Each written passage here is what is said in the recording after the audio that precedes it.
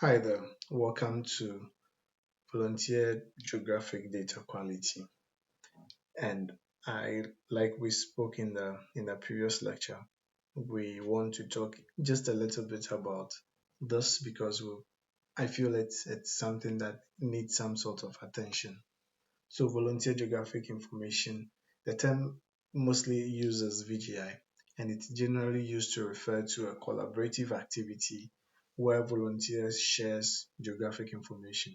A very common or popular one is OpenStreetMap, which we have a lot of applications built upon them. Now, the term volunteer geographic information has been a concern, and recently researchers have agreed that because of the smart period or smart era we find ourselves, smartphones and a lot of IoTs and smart devices have turned all human beings into sensors. We are sensing almost everywhere. And sometimes we are not even aware that we are even giving a data to someone.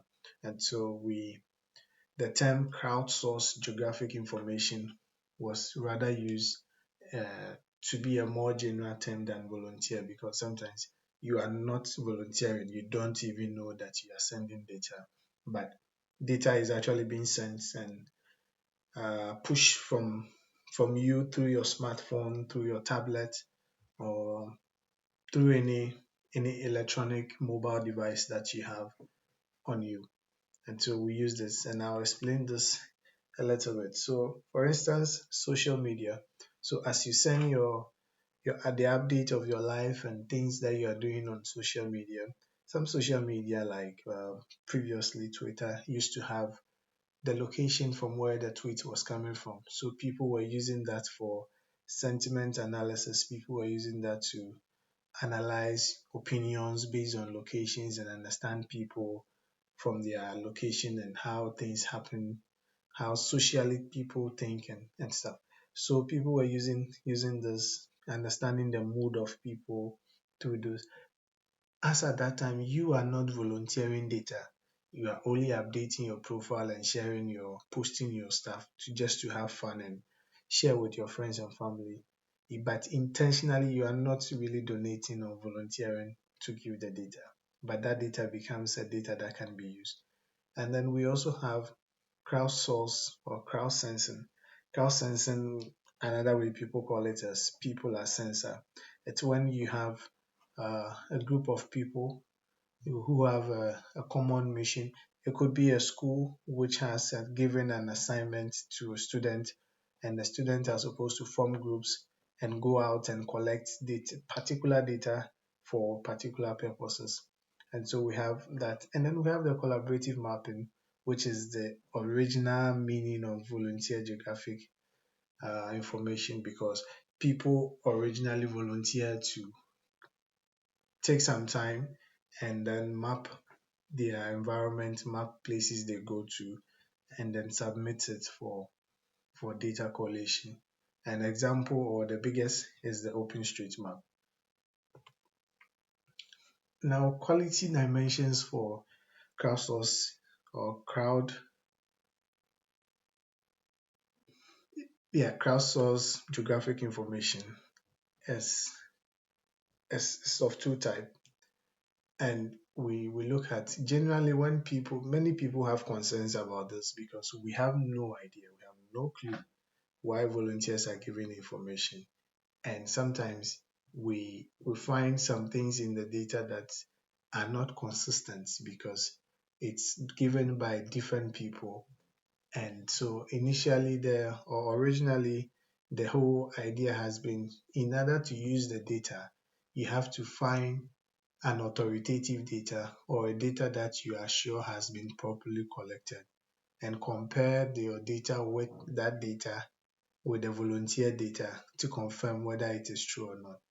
But it is very difficult to get access to official data sets because if they existed anyways in the first place, we wouldn't have needed a volunteer data infrastructure like POSM. It is very difficult to find. The ones that are available has a lot of license limitations, and sometimes it is difficult to assess. So we have two dimensions for measuring data quality. Intrinsic quality dimension. That is when you provide or when you try to calculate indicators on the data that gives you an assurance, or that gives you some signal that the data could be right or could be wrong. And then we have the extrinsic data quality. That is when we take the volunteer data or the CGI, the crowdsourced geographic information we have received, and compared it with a trusted data set, example like an official data set, then we are saying that we are doing an intrinsic data quality assessment. Whichever way you do, when you are this as a GIS person, you would definitely find your way using OpenStreet or volunteer data, because data is one of our biggest challenge and we do not have enough. So we always combine data from multiple sources. If you are working for your organization and you are using crowdsourced geographic information, you have to remember that you have these two options.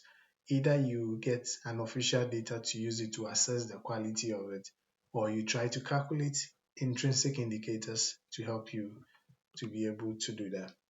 Now, to make the matter simple, calculating the quality is basically based on what Monick and his colleague wrote in 2017. The fitness for purpose. You would have to take the data based on how it fits the purpose you want to use it for. If the data is good for the purpose you want to use it for, then you can go ahead and use it. The quality assessment should always be based on the project. So for example, if you have a project and your aim is to be able to use the volunteer data as a training data set for your machine learning model, then your focus is not about how complete the data is, or you should not be concerned about the completeness of the data as much as you should be about the attributes completeness of the data. So the geographic, or how many of them have been mapped, is would be of less quality than how accurate does the label within the data actually correspond to the real world's label. And so your purpose will decide what to do. So if you look at this, there's an overlap of so many functions, and you have to look at to what there's always a trade-off. To what extent does it fit my purpose? Can I use it? If you cannot use it for your purpose, then drop it. If you can use it for your purpose, go ahead and use it. But remember, it comes with so many dimensions and so many dynamics. It has multiple and different level of skills, because different people are mapping at different skills. It comes with different level of details in terms of how much information is provided in the attribute information and stuff. And so we need to be able to you need to be aware that these are the things I am looking for my project. This is the part of the project that I would need this information for, and look out for the volunteered information to see if you can get something like that. I hope that this short lecture has been insightful. If you want to get more, you can read this paper, or you can just Google data quality for OpenStreetMap. You will get a lot of them for you to get more idea. In our next lecture, I want to talk about geographic data licensing. Also another subject many people don't talk about, but I think it's worth talking about it for reasons that I will explain when we get to that lecture. Until then, I'll see you in our next lecture.